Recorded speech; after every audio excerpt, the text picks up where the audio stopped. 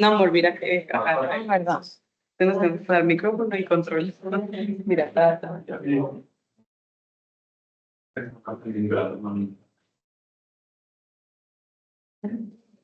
Pues está como empiece.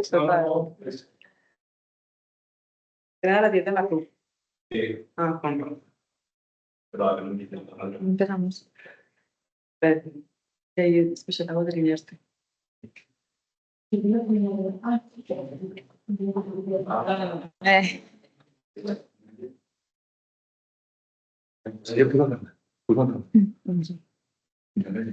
Ay, mire usted.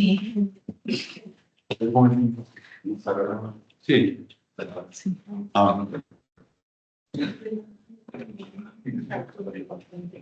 Bueno, buenos días a todos. El día de hoy, María José y yo les vamos a presentar un abordaje inicial del trauma retroperitoneal. Entonces, durante toda la charla vamos a desarrollar la anatomía, definición, epidemiología, los diferentes mecanismos de lesión, el manejo inicial enfocado en la ATLS, el abordaje diagnóstico y terapéutico y las imágenes diagnósticas. Entonces, primero para que entendamos como qué es el espacio retroperitoneal, porque no está claramente definido en algunos libros, es un espacio anatómico virtual que está posterior a la cavidad peritoneal y va a contener o envolver diferentes estructuras, ya sean vasculares o viscerales de los diferentes órganos. También el retroperitoneo se entiende como esa cavidad extraperitoneal comprendida entre la cavidad abdominal, la fascia transversalis y hacia superior e inferior el diafragma y la pelvis. De los límites, entonces primero tener en cuenta que se encuentra en la pared abdominal posterior, que es lo que ustedes pueden ver en moradito.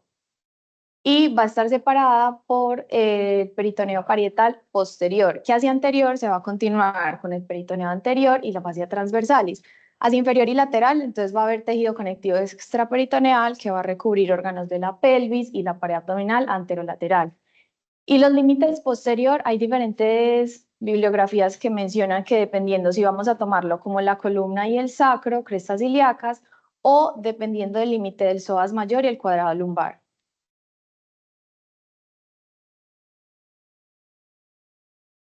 Bueno, como no está muy bien conocido, pues algunos de pronto les trajimos esta mnemotecnia de todos los órganos retroperitoneales que es Sad-Booker. Pues es muy sencilla y para que la tengan pues en cuenta. La S de las suprarrenales, A grandes vasos, más que todo pues aorta y cava inferior. La D el duodeno, pero únicamente en su segunda y tercera parte. P el páncreas en toda su totalidad excepto la cola. La U de ambos uréteres, C el colon, pero únicamente la porción ascendente y la descendente. La K son los dos riñones, la E el esófago, pero únicamente los 2/3 inferiores, y el R, la R, el recto, pero parcialmente. Y otras estructuras que contiene son los orígenes de las venas ácigos y hemiácigos, además los nódulos aórticos predilaterales, la cisterna del quilo y también el origen del conducto torácico, además de pues los plexos, el lumbar, el tronco lumbosacro, plexos autónomos y las cruras diafragmáticas. Y bueno, ya vamos a dividir pues anatómicamente qué órganos podemos pensar según qué zona está afectada en el retroperitoneo. Entonces, como lo ven en la imagen, la zona 1 o la zona central, las zonas 2 que son las laterales y la zona pélvica. En la zona 1 tiene en su límite superior el diafragma. A inferior alcanza la bifurcación de la aorta. Entonces, en toda esta parte incluye pues, los grandes vasos, además el duodeno y el páncreas. Además, también hay una subdivisión en esa zona depende del colon transverso que va a dividir en supramesocólica e inframesocólica. La supramesocólica va a contener la aorta suprarrenal, el tronco celíaco, mesentérica superior y los vasos renales. Y la inframesocólica, la aorta infrarrenal, la mesentérica inferior, la cava inferior y las gonadales. Listo, ya en la zona 2, entonces vamos a tener que es el área situada entre el diafragma y la bifurcación de la aorta. Entonces acá tenemos el diafragma, bifurcación de la aorta, y la zona 2 son estos que están a los laterales. Entonces, esta se va a dividir en perirrenal, que es la que vemos en el círculo morado, y pericólica en el círculo verde. Los límites, ¿cuáles van a ser? Entonces, diafragma, bifurcación de la aorta, los vasos renales hacia medial y la fascia de Toll hacia lateral. ¿Qué va a incluir? Entonces, como vemos en la imagen, glándulas suprarrenales, riñones, vasos renales, vamos a tener los uréteres proximales y mediales y una porción del colon ascendente, descendente y los laterales del transverso. Y en la zona 3, entonces va a ser a partir de la bifurcación de la aorta, que es la que vemos aquí, y se va a dividir en retroperitoneo pélvico y en vasos ilíacos, y va a incluir entonces vasos pélvicos, colon sigmoide distal y recto, y los uréteres distales. Y aquí principalmente las fracturas de pelvis se ven asociadas como a trauma cerrado. Bueno, para hablar un poco de la epidemiología sobre el trauma retroperitoneal, pues en realidad hay una alta incidencia de los pacientes que tienen trauma abdominal, además con trauma retroperitoneal concomitante. Incluso pues la mayoría de los datos salen de casos de series de pacientes que que son sometidos a laparotomías exploratorias que tienen inicialmente trauma de abdomen, pero también les encuentran trauma retroperitoneal. En el trauma contuso, de hasta el 40 al 80% tienen trauma retroperitoneal y en el penetrante del 20 al 30%. Y los órganos pues más comúnmente afectados en este tipo de trauma son el riñón, el páncreas y últimamente la aorta. Entonces, con el mecanismo de lesión, pues ya hemos venido hablando sobre el trauma cerrado y el trauma penetrante. El trauma cerrado en este tipo retroperitoneal se puede generar por dos fuerzas, pues por dos mecanismos. Primero, desaceleración por colisiones pues en accidentes de tránsito. Entonces, pues puede haber abulsión de las pequeñas ramas de los vasos principales, entonces como una hemorragia concomitante, o también un desgarro de la íntima de las arterias y luego se da una trombosis en toda la luz. Y lesiones por aplastamiento que también pueden dar estas tipo de lesiones de la ruptura de la íntima o también se rompen los vasos directamente, los grandes vasos, dando una hemorragia masiva. Y las lesiones penetrantes, pues como ya también lo sabemos, que pues genera un daño o en órganos o en grandes vasos.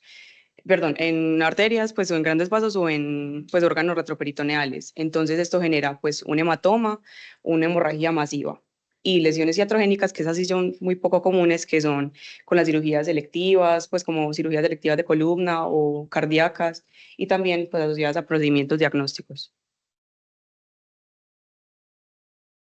Bueno, esta parte es como el manejo inicial de todo paciente politraumatizado, esto ya lo hemos visto como en otras charlas, pero siempre hay que tener en cuenta lo primero que está matando a mi paciente. En trauma es muy importante identificar pacientes que lleguen in extremis, porque son esos pacientes que van a llegar sin signos vitales, pero con algún tipo de signo de vida. En vía aérea, control de columna cervical, lo mismo, permeabilizar vía aérea, visualizar cavidad a ver si hay secreciones, si hay obstrucción por cuerpo extraño, y entre otros, y siempre con criterios nexos, verificar si vamos a hacer control de columna cervical, aunque todo paciente con trauma, politrauma, necesita inmovilización de columna cervical. En ventilación, entonces inspección, palpación, auscultación y tenemos que verificar lesiones que me amenacen la vida del paciente, es decir, los 5 asesinos del tórax que ya los conocemos. Y aquí recomiendan el FAST en pacientes hemodinámicamente estables e inestables, sobre todo para descartar lesiones pronto. Circulación y control de hemorragias, siempre cuando haya un paciente traumatizado, pues en trauma o politrauma, tenemos que sacarle el índice de choque al paciente y verificar con la clínica. Entonces vamos a buscar signos de choque en el paciente. Vamos a colocar líquidos hemoderivados a necesidad, el ácido tranexámico si mi paciente lleva menos de 3 horas desde el trauma y una fronda pélvica en sitios desangrados y yo sospecho fractura de pelvis. En déficit neurológico, entonces medir Glasgow, respuesta pupilar y ABDI y sobre todo descartar trauma raquimedular con el tacto rectal. En la exposición, en este trauma es muy importante la exposición porque hay lesiones que van a pasar desapercibidas, entonces hay que exponer completamente al paciente, hacer una maniobra en bloque y observar todos los flancos y las zonas no expuestas. Entonces, ya habiendo hecho el abordaje inicial con la ATLS, entonces ahora vamos a la resucitación de control de daños. Entonces, pensamos en la hipotensión permisiva, resucitación hemostática, la cirugía de control de daños y, sobre todo, importante, evitar el rombo de la muerte, pues que ya lo conocemos. Entonces, ¿cómo vamos a abordar las lesiones del trauma retroperitoneal? Entonces, primero, si yo sospecho una lesión vascular, yo tengo que clasificar mi paciente. ¿Es un paciente estable, es un paciente inestable o es un paciente in extremis o cuya sistólica esté menor a 70, que es un paciente que va a entrar en colapso cardiovascular? Entonces, si mi paciente está estable, yo voy a hacerle una tomografía, da tiempo, voy a verificar qué lesiones tiene, si según eso voy a tomar una conducta. Si está inestable, debe ir a la parotomía exploratoria. Y en el paciente in extremis hay diferentes técnicas quirúrgicas para oclusión de la aorta. Entonces tenemos la toracotomía de resucitación, el REBOA o la laparotomía con clamp de aorta supraceliaca. En la lesión duodenal, entonces, uno sospecha las lesiones dependiendo de los diferentes órganos según signos clínicos. Entonces, si yo sospecho una lesión duodenal, yo voy a ver presencia de bilis, crepitación en fascia duodenal, hematomas retroperitoneales, puedo ver signo de Colen, entre otros. Y este se hace a través de la parotomía exploratoria. Entonces, como en lesión de extremidades, entonces vamos a tener unos signos duros y blandos que me van a hablar si mi paciente tiene una lesión vascular o no, signos de shock, y en el 70% de las lesiones vasculares, mis pacientes van a poder presentar síntomas neurológicos. En cuanto al trauma retroperitoneal, es difícil porque hay muchos órganos cuyo manejo o sus guías de práctica clínica son separadas. Entonces, por ejemplo, en trauma genitourinario hay una guía para trauma renal, para trauma de uréteres, para trauma de vejiga y de uretra. Entonces, mencionarlos cada uno serían como diferentes charlas, pero siempre sospecharlo en paciente que tenga uretrorragia, rectorragia, microhematuria o macrohematuria.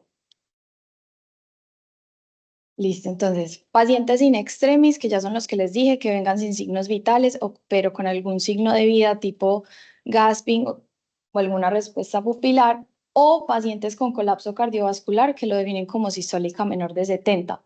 Entonces, tenemos una opción que, bueno, nosotros no, los cirujanos tienen una opción que es toracotomía de resucitación, indicada en pacientes con colapso cardiovascular. Sin embargo, este ya no se hace por el riesgo de exsanguinación y es una fuente adicional de sangrado al paciente. Lo que se busca es hacer una incisión transversa de tórax para controlar una exsanguinación que haya en el tórax y que no sea compresible.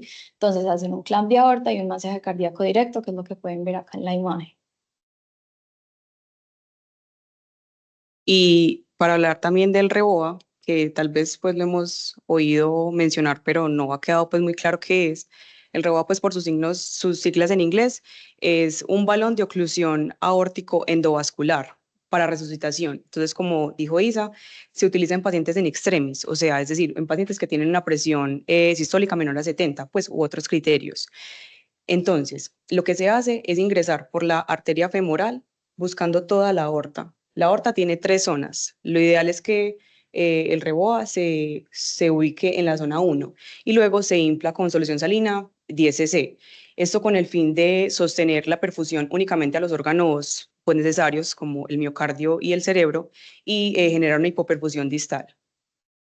Este es menos invasivo, obviamente, que la toracotomía de resucitación y tiene más supervivencia temprana y menor mortalidad ya pues a la alta hospitalaria del paciente.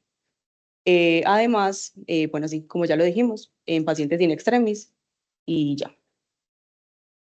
Bueno, en las imágenes diagnósticas para abordar este tipo de trauma, pues les quisimos traer el IFAST.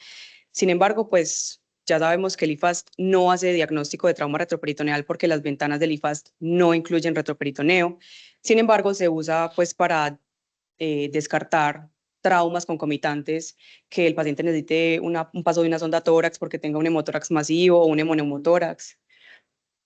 La RX, pues en realidad solamente sirve para pacientes con herida de arma de fuego, pues para seguir una trayectoria del proyectil y si el proyectil tiene pues herida de entrada y no de salida, también puede ser muy útil. La TAC, pues definitivamente es un estudio muy bueno porque nos puede hablar de todo tipo de traumas y podemos identificar tanto traumas en órganos sólidos como en grandes vasos. Por ejemplo, en un trauma renal, digamos, si la arteria renal tiene una trombosis, entonces ya nos ahorraríamos de hacer una arteriografía, sino que con el TAC de una hacemos el diagnóstico. Y la aortografía se hace en pacientes hemodinámicamente estables y también, además de ser diagnóstica, es terapéutica. Bueno, en este trauma el objetivo inicial de manejo entonces va a ser el control del foco hemorrágico, controlar la contaminación gastrointestinal y la revisión completa de la cavidad abdominal. Y hay diferentes pilares, en muchas bibliografías mencionan un montón, pero los principales es la laparotomía sifopúbica, el control transitorio del sangrado, lo más pronto y lo más certero posible, la exposición según ubicación, sea que haya un hematoma, un sitio de sangrado y el control definitivo del sangrado.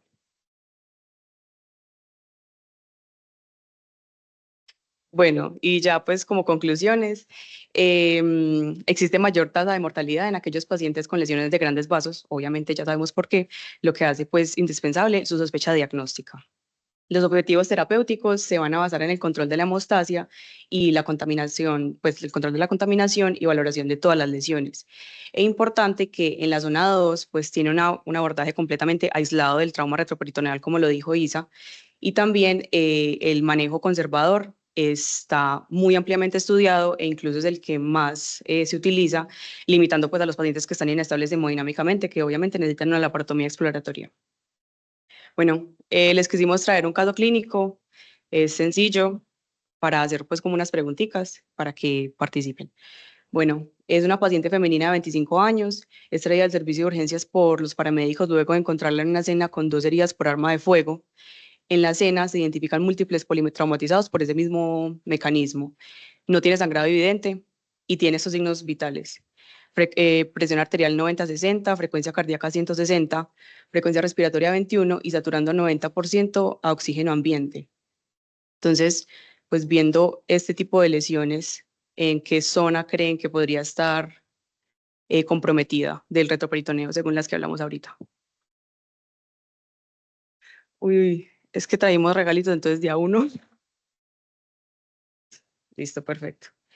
¿Quién quiere pues, clasificar el paciente según esto? Hemos, pues, estable hemodinámicamente, inestable, ¿qué quieren? Inestable. ¿Por qué? ¿Qué más quieres saber de esa? ¿Qué más podría sacar de ahí? De la sistólica y la frecuencia cardíaca. Y no pasé. El índice de shock. El índice de shock en este paciente está en 1.7. O sea, claramente necesita una transfusión masiva. Bueno, súper bien. ¿Y cuál era la última? Ah, sí. ¿Alguien diferente hace media hora? Ay, marica. ¿Qué más quieren saber?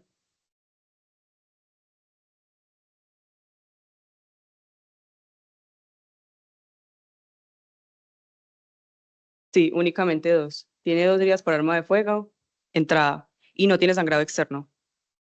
Ujú, no tiene salida. Sí, ya está empezando como a maluquearse. Y alguien diferente, de 19º. ¿Quién quiere decirme pues el abordaje de este paciente? Pues obviamente no el abordaje completo, pero el abordaje inicial, o sea, ya sabiendo que es un paciente inestable, o a quien quisieran llamar.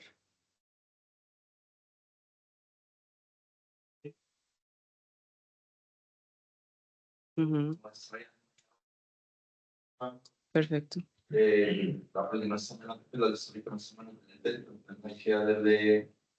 Reboa ni tracotomía.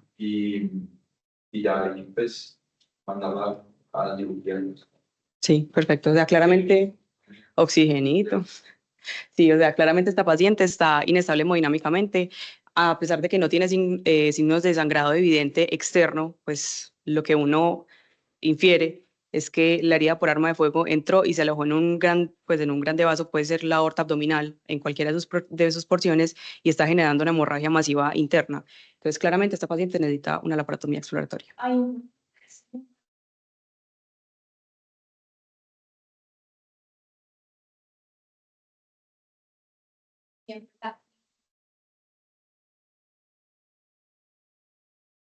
siempre, signos vitales, frialdad nasal, coloración de la piel, pulsos. E incluso en esta paciente, o sea, podríamos darle un IFAST porque esa paciente está pues inestable y sin embargo no podríamos encontrar hemoperitoneo, pero eso no nos descarta que tenga trauma retroperitoneal. Listo, ya, eso no funciona.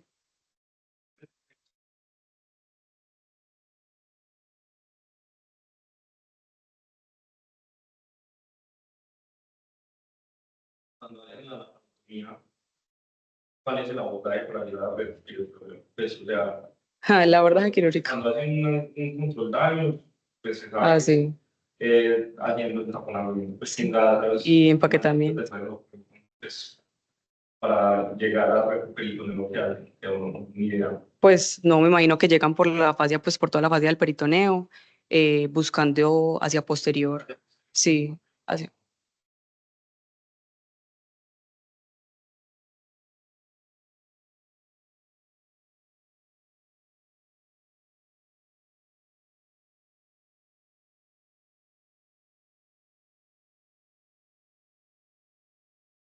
Hay una ventana, pues hay varias ventanas para abordar el retroperitoneo. Me acordé de una, es una que es la Medicol, que Ujú. ustedes fueron el pican y el colon se lo traen como, pues acá de cuenta que Saca todo hacia arriba. exacto, lo voltea. El mesocolon. Para poder descubrir pues, los órganos peritoneales y abortos, por ejemplo, el riñón, el TET, Ureteres. y otra ventana que es para el culo, que es así tiene un estoy mal. Ujú. Pero bueno, también es para los. Listo. ¿Preguntas, dudas?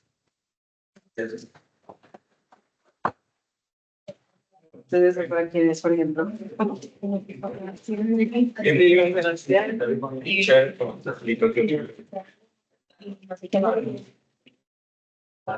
De la... No.